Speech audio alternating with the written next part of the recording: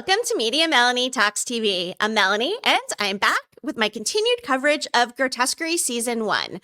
This week, we had Episode 7 released as a standalone, and first of all, I think this was probably my favorite episode of the season so far.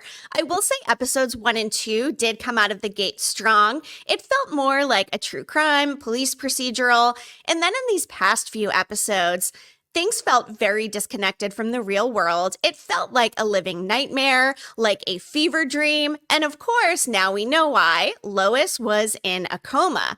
And yes, we did get that big twist reveal in this episode, but for me, the bigger reveal was that she actually woke up at the end. So I can see why Episode 7 was indeed a standalone. Feels like Ryan Murphy really wanted this big twist to unfold and give us some food for thought as to what the next 3 episodes will hold, right? Because this was not the finale. We still have episodes 8, 9, and 10. Episodes 8 and 9 will be released as a pair next week, so we'll get those together. And then episode 10, the finale, will release on its own. Now that we have this big reveal, which again, by the way, I feel like there were so many clues to this. Even back in the first episode, I was thinking this has got to be a battle for Lois's soul. There's very clearly this struggle between good and evil, as we saw with Megan, with Father Charlie, with Fast Eddie, who was dressed in white, set to be this guardian angel type of figure. And now we know that all of everything that we've seen was one big dream or projection of Lois's, and that she was actually the one in the coma. But I think it's funny because Ryan Murphy's out there patting himself on the back saying, you know, we really kept this whole thing under wraps. We had strong NDAs. We did not release these scripts or screeners to some of the cast or press. But it felt so obvious. Did he not think that we were going to figure this out? The theory about the coma was out there pretty early. And although I personally wasn't the first one to come up with that, this whole series has lent itself to being a coma situation. So from that perspective, I just don't think it was actually that big of a twist. In speaking of twists we've seen this year, Sugar, right? That was a pretty big twist. We knew a twist was coming. I personally did not have what the reveal was in mind, although I kind of knew because it was said to be a genre crossover. But for this, it just didn't feel like this huge, big reveal. Again, the big shock for me was Lois waking up after she was going through this cartoony fight with Sister Megan in her kitchen. And speaking of that whole scene altogether, Ryan Murphy had said in an interview that he hired these visual showrunners to achieve some of these outlandish looks and scenes he was going for, the kitchen scene being one of them. They actually created 3 different kitchen sets to be able to give the perspectives that they were looking for in this big fight, which was a huge moment this season. And honestly, I didn't see Lois coming out of that at all. And then to see her body levitating in the hospital bed, and turns out she was actually the cheater, cheating on her husband, who's also a cheater, with her son-in-law played by Travis Kelce. Okay, another big reveal in this one was the fact that Travis Kelce, who plays Fast Eddie, was not this good guy dressed in white. In fact, he's kind of a loser with a mullet who works at Cinnabon, and Merritt is quite the distinguished, is the dual degree holding doctor who is curing cancer. So to see the actuality of some of these characters versus the way that they were presented in Lois's coma situation, wow, I am so here for it. And I loved Travis Kelce in this episode. I thought maybe before he was, just getting his legs, right? He was learning this whole acting thing, maybe felt like a little bit unnatural. But in this episode, playing that disheveled, cheating guy who is sleeping with his mother-in-law, come on, that was TV gold. The only thing that would be better is a Taylor Swift cameo or guest starring situation in a Ryan Murphy series. That said, I read something on Twitter that Ryan Murphy's people have actually been in talks with Taylor for years. She's, of course, a very busy person, but there was a little Taylor nod in there. When Lois and Fast Eddie drove off in a red car, that was Ryan Murphy's little Easter egg for Taylor Swift driving away in a red getaway car. So I'm here for that. And while Travis Kelce may or may not be part of this franchise moving forward, I personally will be holding out for a Taylor Swift guest star or cameo situation at some point because you never know.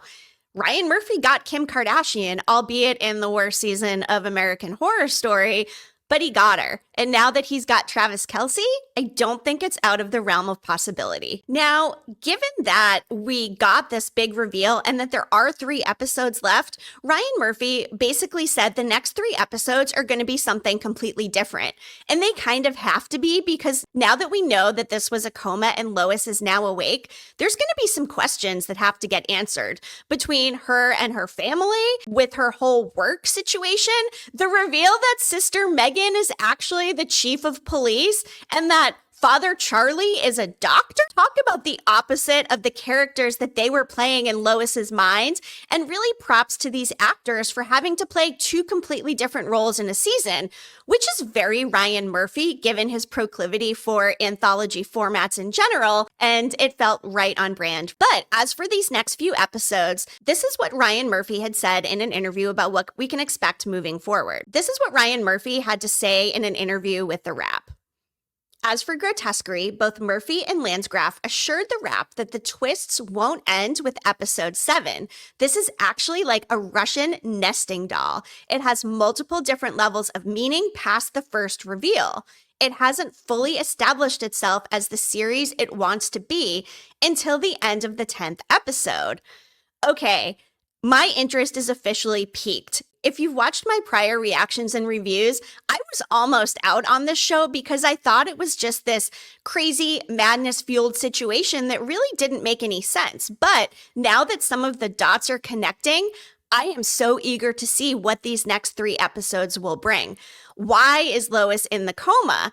Is it related to COVID? Is it related to something that happened at her job? And that's why she was kind of playing this case through her mind as she is in a comatose state. At one point in this episode, before Lois woke up from the coma and the reveal happened, we saw her boss talking to her about the fact that she needs to retire or resign. And she brought up AI. And for a second, I thought to myself, if Lois is actually in a coma, maybe it was an artificially induced one, and this somehow plays into a bigger picture where artificial intelligence is coming into play. Ryan Murphy's American Horror Stories just dropped this week, and the episode Clone I thought was interesting because there was this AI aspect to it. There was a clone created. What if this was all some big experiment to use Lois's beautiful police brain, get rid of some of the alcoholic tendencies, cleanse them perhaps, and then use her brain in some sort of AI police clone? Okay, that's pretty wild and out there. And now that we know she is actually awake, she is not an AI robot, probably not. But I'm just telling you what I was thinking during this episode because my mind has really gone a lot of different places throughout this season so far. And now I have this renewed energy and interest for what's going to happen in Grotesquerie next. A few moments that I really appreciated in this episode, we had seen before that Marshall and Nurse Red had this sort of relationship, but seeing Nurse Red performing on OnlyFans, are you even kidding me? I just thought something about that was so hilarious. I read in an article as well that the reason she was eating cherries and not strawberries is because of Lois's fear of blood clots. And there were just so many of these little Easter eggs throughout that gave us clues that she was in a coma. One of the last episodes at the motel scene, there was a phone call, and it basically said something like, she doesn't have a lot of time left. In this episode before the reveal, we saw Lois picking up the piece of paper that said her organs cannot sustain themselves anymore and it's time. And this whole time we're thinking Marshall's in the coma, even though most of us pretty much knew it was Lois. I do appreciate the way that they've set the table for this and that there is a fresh new series moving forward. It feels very Ryan Murphy, but in a good way and not in the bad American Horror Story way that I was kind of thinking this season would go. As I mentioned before, I think it's cool when characters have to play completely different roles within one season of a show or even multi-seasons, but watching Merritt, her daughter, emerge as this very positive figure, whereas Lois in her mind was projecting her to be this slovenly person. And in fact, she couldn't be anything further from that. Her husband is the slovenly asshole here. And I just cannot get over the fact that Lois was sleeping with her son-in-law. Are you even kidding? She was projecting all this shit about Marshall being a cheater when in fact she is sleeping with her son-in-law, which I think is worse than random people or Nurse Red or students or whoever. So Lois very clearly had a lot of demons going on. That was clear from the get-go.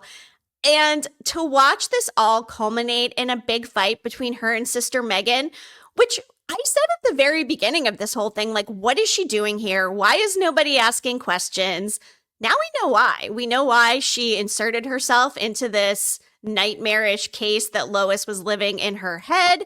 In fact, the real Sister Megan in real life, her boss, never even liked Lois. So I find it interesting that they had this connection while Lois was in her coma. And then the big fight.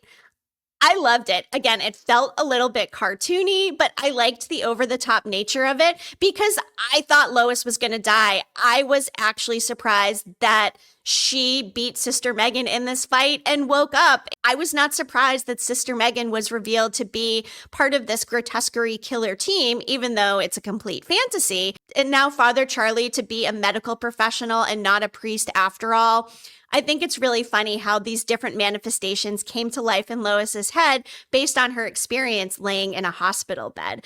But I do wonder, is there a bigger case at hand that's still going on? Was all of this rooted in some sense of reality that moving forward, we will get more resolution for? Was Lois put into this coma because she was working on a difficult case and something transpired? Even Andrea, the woman who they picked up at the motel, was actually a domestic abuse victim whose case Lois had worked on. And that's something I said earlier in one of my videos was perhaps all of this dream situation does revolve around actual cases Lois has worked, but they're just manifesting in a different way. So I am curious to see if any of those manifestations of Lois's do tie back into a realistic police case that she was working, if there actually is a grotesquerie killer at play here. I don't know, but I do know that there are 3 episodes left. Ryan Murphy said it's going to be a completely different series than we've seen so far, and I have a renewed interest in the show. I said I was going to give up, but you know what? This is actually some of Ryan Murphy's best work. So credit where it's due. What's going to happen next week? I don't know, but I will be back to cover episodes 8 and 9 and then the finale, episode 10. What do you think is going to happen? What could a bigger twist be than Lois being in a coma and waking up? I am so excited to see what comes next in Grotesquerie. I really appreciate you being here watching my coverage. And we are in the midst of spooky season. So if you're looking for another kind of dark, mysterious show, check out Teacup on Peacock. I've been covering that as well. Episodes 3 and 4 just dropped today. And I am really optimistic for this one for things to start happening a little bit more in episode 5 and 6, which we will get next week. I'm also covering Sweet Pea, the new show with Ella Purnell on Starz. I'm doing something a little different, Sweet Pea in 60. I'm dropping 60-second or less reaction videos with each week's new episode on Fridays, so stay tuned for that. Thanks for being here. Be sure to tune in next week so we can potentially have our minds blown again regarding Grotesquerie. Until then, Media Melanie, clicking off.